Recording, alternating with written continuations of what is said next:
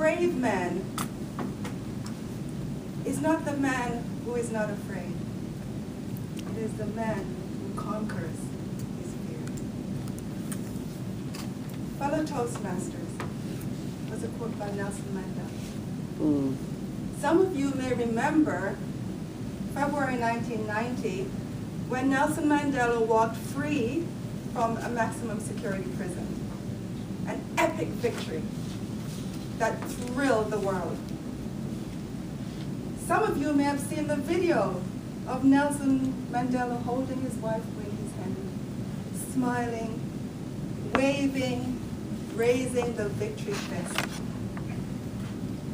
But for 27 years, Nelson Mandela endured excruciating torture behind bars, emotional and physical torture.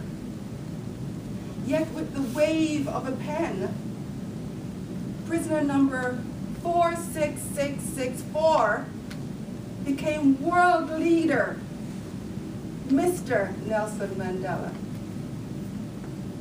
How did he feel? How did he feel?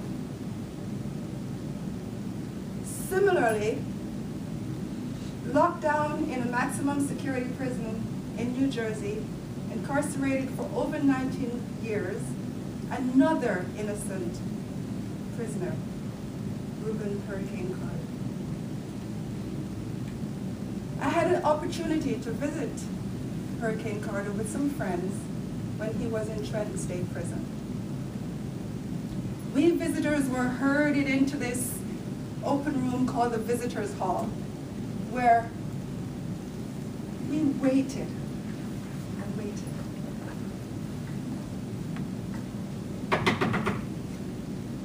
Ready on the outside, yelled a guard, banging on an iron door. Ready on the inside, came the response from the other side. The door opened. Finally, Reuben Carter.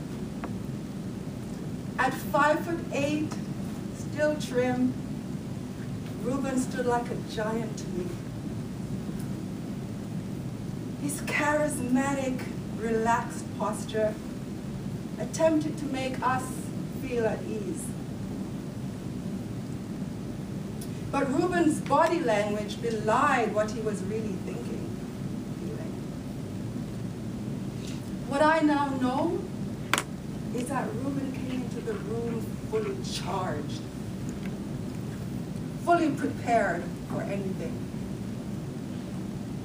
With a slight movement of his head, he had found the guards,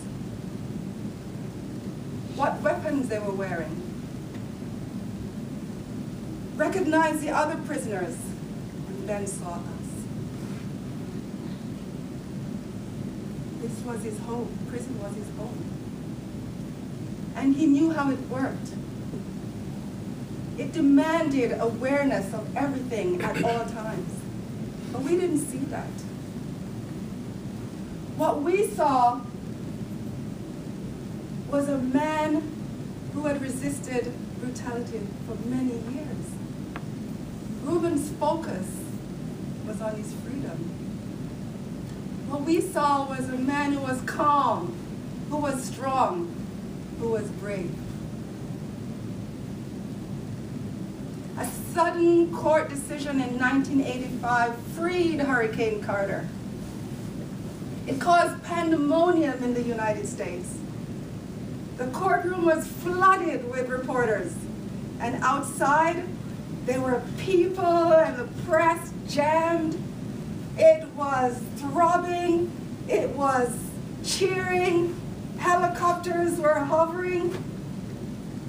Reuben, escorted into the courtroom, was calm, cool.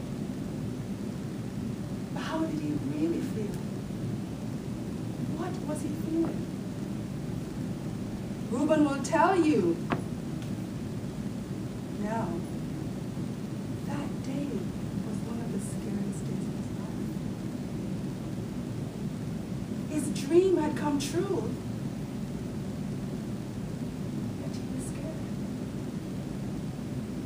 His life in prison was gone, and it begged the question, what do I do now? Like a lightning bolt, he had to make that decision. Psychologist tells us that dramatic change causes seismic shifts in our lives. It creates catastrophic emotional turmoil. It confuses the psyche and poses serious questions. The bravery and the triumph of Reuben Carter, and dare I say Nelson Mandela, are footsteps to walk in. Reuben will say, bitterness consumes the vessel that contains it. Nelson Mandela will say,